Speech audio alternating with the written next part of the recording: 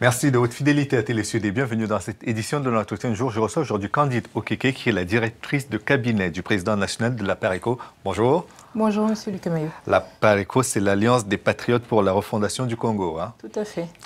Est-ce qu'il y a un lien avec les Patriotes en Côte d'Ivoire? Non, nous sommes Congolais, ils sont Ivoiriens. Donc, très bien, voilà. C'était juste pour savoir. Aussi simple. D'accord. Donc la RDC, finalement, il y a un accord cadre qui a été signé pour la paix à l'est de la RDC, en présence de Ban Ki-moon. C'est pour dire le poids que cet accord devrait avoir. Vous êtes satisfaite de l'événement, de la signature de cet accord? Je me réjouis du fait que vous précisez, cet accord devrait avoir une certaine importance, mais pour nous qui avons clairement identifié quel est le problème qui secoue réellement la RDC depuis quelques années, le problème c'est le processus de balkanisation et d'occupation qui est orchestré notamment par le Rwanda, l'Ouganda, enfin en tout cas au moins ces 2-3 pays limitrophes, mais il y a des lobbies internationaux derrière. Et puis surtout, il y a un pays qui a pesé de tout son poids dans la crise en RDC, qui est les États-Unis.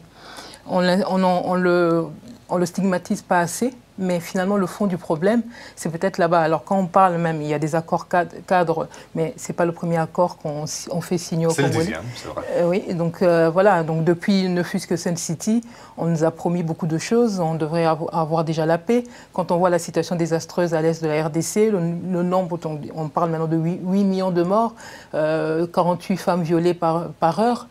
Donc voilà, la situation est tellement grave, on aurait pu croire que depuis tant d'années, avec justement l'investissement de la communauté internationale, on aurait pu arriver à une situation beaucoup plus stable. Mais ce n'est pas le cas. Mais quand le secrétaire général de l'ONU lui-même se déplace pour venir faire signer les accords et demander surtout aux voisins de ne plus soutenir le M23, qui est en voie d'implosion peut-être d'ailleurs, c'est quand même un signal assez fort de l'engagement de la part. Mais vous avez vu la réponse qui a été pratiquement celle du M23 et indirectement du Rwanda, parce que ce soit le M23 découle du CNDP, qui découle lui-même du RCD Goma, qui est une création du Rwanda. Ce sont des milices qui ont été créées par le Rwanda. Parce que justement, dans ce processus de balkanisation et d'occupation de la RDC, le Rwanda crée comme ça régulièrement différentes milices. Alors la comédie, il ne faut pas se fier à la comédie qui se passe actuellement sur l'implosion, quand vous parlez du M23. Non, c'est le Rwanda, chaque fois qu'ils sont dans une situation où on commence justement, la communauté internationale commence peut-être à mieux comprendre, où les gens commencent à mieux comprendre ce qui se passe, on commence à mettre le doigt sur sur le véritable problème. Le Rwanda crée comme ça des situations très floues, mais en fait, il faut voir que aujourd'hui, on va vous parler de Makenga, on va parler de Bosco Ntaganda, mais hier, on vous parlait de Laurent Nkunda, avant, on vous parlait de Mutebutsi. Voilà, tout cela, ce sont des marionnettes qui sont actionnées par Kigali. Il est en RDC, il n'est pas au Rwanda. Pourquoi est-ce qu'il ne peut pas être traduit à la Cour pénale internationale comme se demandait? C'est vous qui dites qu'il est en RDC, parce qu'à un moment, il avait fui au Rwanda et il avait revendiqué même sa nationalité rwandaise. Oui. Alors, ce que vous voyez, c'est justement dans le cadre de cette... Il n'est plus en RD Congo? Moi, je ne pourrais pas vous dire où il se trouve, mais ce qui est sûr, c'est qu'il traverse facilement la frontière. Et quand il est au Rwanda, personne ne l'arrête. Et quand il est en RDC, il y a des gens qui savent exactement, y compris la MONUSCO, qui peuvent vous dire à des moments où qu'il était en RDC, mais il n'a pas été arrêté pour autant. Le problème qu'il y a en RDC, il y a au moins deux choses. Il y a ce problème le processus de balkanisation et d'occupation, mais il y a aussi le problème d'impunité. Il y a plusieurs rapports de l'ONU, vous me parlez de M. Ban Ki-moon, mais il y a plusieurs rapports de l'ONU, à commencer par le rapport, par exemple, du mapping, qui a quand même décrit un véritable génocide qui a eu lieu sur le territoire congolais. Pourquoi les personnes qui sont stigmatisées là-dedans ne sont pas punies?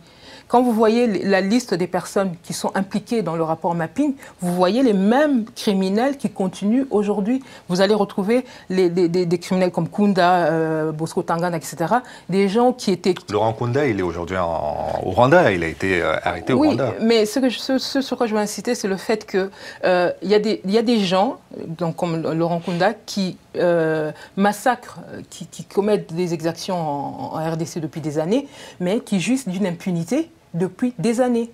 Alors, à qui la faute, donc? À qui la faute? Écoutez... Parce que, par exemple, dans le cas de la Côte d'Ivoire, la crise post-électorale a fait un certain nombre de victimes. Le président Gbagbo s'est retrouvé à la Cour pénale internationale. Oui, mais vous avez vu l'implication de la communauté internationale. Elle a pesé de tout son poids.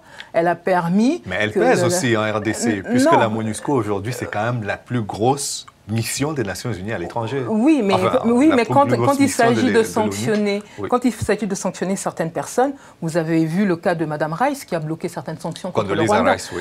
Non, Mme Rice. Susan Rice, l'ambassadeur des Nations Unies. Beaucoup plus récemment. Des États-Unis aux Nations Unies. Tout à fait. Donc, c'est pour ça que je vous dis, le problème, pour régler le problème de la RDC aujourd'hui, on est obligé de mettre en évidence les véritables protagonistes. Aujourd'hui, on va vous parler de dialogue entre Congolais, mais le problème n'est pas entre les Congolais. Le problème, c'est par rapport au Rwanda. En partie, quand même. Parce que s'il n'y avait pas des Congolais qui étaient d'accord pour que ça se fasse, ça ne se ferait pas. Oui, il y a certains Congolais, mais le plus gros problème qu'on a en RDC, c'est que dans ce processus de balkanisation, il y a eu l'infiltration de nos institutions.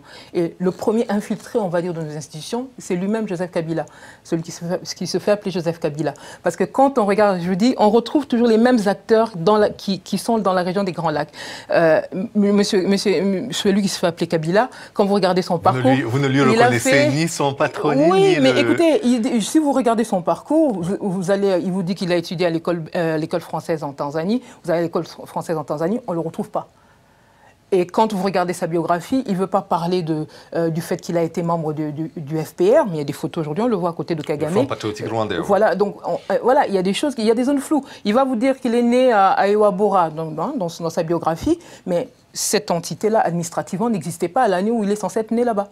Vous voyez, bon, voilà, ça, ce sont quelques exemples. Donc, voilà. Donc, quand je vous dis que c'est le monsieur qui se fait appeler monsieur Kabila, c'est pas pour rien. Donc, et justement, il fait partie de ces marionnettes qui sont des agents de la balkanisation chez nous. C'est que Kagame a fait en RDC, et même quand vous regardez l'attitude de monsieur Kabila, vous parlez du rôle des Congolais en général, pour comprendre ce que fait celui qui se fait appeler Joseph Kabila en RDC, il faut se placer du côté rwandais. Vous verrez que tout ce qu'il fait profite aux intérêts rwandais. Et là, vous trouverez une logique. Quand vous voulez regarder du point de vue congolais, vous trouverez qu'il n'y a pas de logique. Vous n'allez pas comprendre, par exemple, pourquoi ce qui vient de se passer là, il y a quelques heures, au moment où que l'armée se retire, sur ordre de la haute hiérarchie, tout le monde sait qui c'est, hein, que l'armée puisse se retirer pour laisser la place à qui? Au M23. Un mouvement qui devrait être catalogué comme un mouvement terroriste. Où a-t-on vu ça? Voilà. Alors, l'Est de la RDC, c'est aussi les violences faites aux femmes. La journée de la femme, c'est le 8 mars. Qu'est-ce que vous avez à nous dire là-dessus? Écoutez, je pense que les femmes en RDC ont besoin de vérité.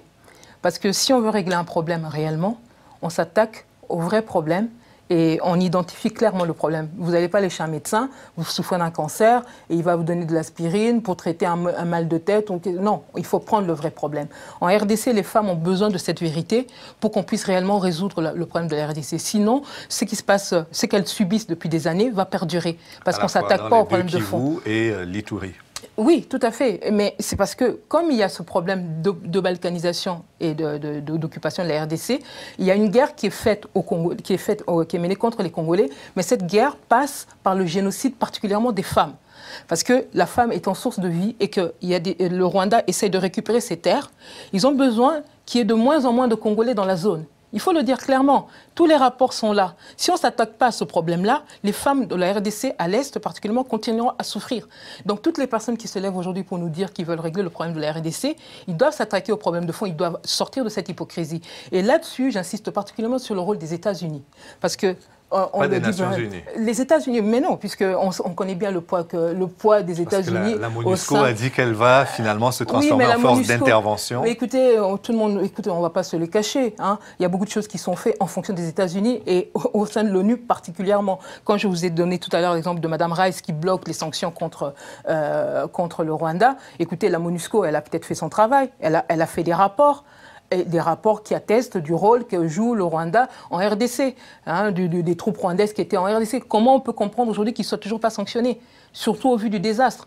Personne ne peut se lever aujourd'hui et dire qu'il veut régler le problème de la RDC sans stigmatiser le Rwanda sur le rôle qu'il joue chez nous. Ou l'Ouganda. L'Ouganda, oui, je les mets ensemble. Tout à fait, oui. Tout à fait. Non, quand même, si, au moins une mesure importante. Oui, voilà. Donc, ceux qui veulent régler ce problème doivent effectivement, et puis on a vu de toute manière, quand Goma a été pris, dès qu'il y a eu des sanctions contre le Rwanda, on a vu une certaine accalmie à Goma. Donc voilà où se trouve le véritable levier de la déstabilisation de la RDC.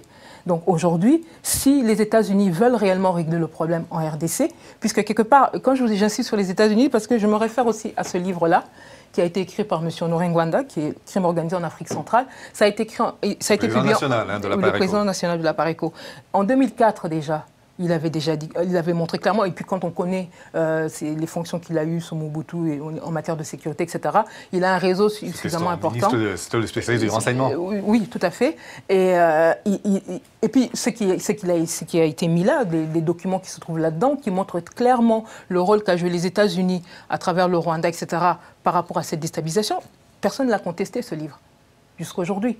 Aujourd'hui, nous nous réjouissons. M. Hollande est allé en RDC au mois d'octobre. Il a aussi... Pour le sommet de la francophonie. Tout à fait. Il a mis aussi le doigt sur le problème, le danger qu'il y a par rapport aux frontières de la RDC. Ça veut dire que ce que nous avons toujours dénoncé depuis la création même de la PARECO et depuis même la publication de ce livre, ça a été... Aujourd'hui, la communauté internationale est tout à fait d'accord pour dire que oui, les frontières de la RDC sont menacées. Elles sont menacées par qui? Pas par les Congolais. Oui. Par le Rwanda. Alors, donc, on s'intéresse au Mali, on devrait déjà prioritairement s'intéresser à la RD Congo, si je suis le fil de votre raisonnement. Bah, écoutez, on pourrait même s'étonner que, oui, on s'intéresse au Mali, mais bon, là, c'est peut-être la France qui joue un plus grand rôle, mais pour ce qui est de la RDC, ce sont les États-Unis qui devraient jouer un rôle important, puisque le début même de la déstabilisation de la RDC, quand on a annoncé aux Congolais, aux Zaïrois à l'époque, que Mobutu allait partir, et ça devait être une libération, entre guillemets, de la dictature de Mobutu. Effectivement, les Congolais, les Zaïrois de l'époque, vu tout ce qui s'était passé, c'était normal que les Zaïrois ne veuillent plus de ce pouvoir-là. Mais après, qu'est-ce qui s'est passé avec ben oui, ça a été le chaos. Ce qu'on avait annoncé aux Zaïrois, Laurent Désiré Kabila n'avait pas d'armée. Son armée, c'était des troupes rwandaises, des troupes ougandaises, et effectivement quelques Congolais qu'ils ont pris au fur et à mesure. Mais à l'époque, le rôle des États-Unis, ça a été, ils étaient censés apporter une certaine paix en RDC, une meilleure situation. Mais on se rend compte qu'aujourd'hui, ce qui se passe réellement en RDC, c'est une tentative pour faire main basse sur les ressources de la RDC. D'accord. Voilà. Okay. Alors après, il faut assumer. Il faut assumer. Il y a 8 millions de morts, des centaines de milliers de femmes violées. Mais écoutez, on le dit clairement. On ne va pas dire aux gens qu'on veut régler la situation de la RDC sans mettre le doigt sur la vérité. Très bien. Donc ça passe aussi par cette vérité de dire qu'on a commis des crimes et désigner les criminels qui devraient être sanctionnés. Et c'est ce dont les femmes congolaises ont besoin. Merci beaucoup, Candide Oréké. Je rappelle que vous êtes la directrice de cabinet du président national de la PARECO, Honoré Ngwanda Nzambo, et que vous êtes venu pour nous parler de cette situation, notamment suite à la signature des accords de l'accord cadre pour la paix en RD Congo. Qui n'apporteront pas la paix. Merci beaucoup. Et merci à vous d'avoir suivi l'émission jusqu'à son terme. Rendez-vous demain pour une autre édition de l'entretien du jour. À bientôt.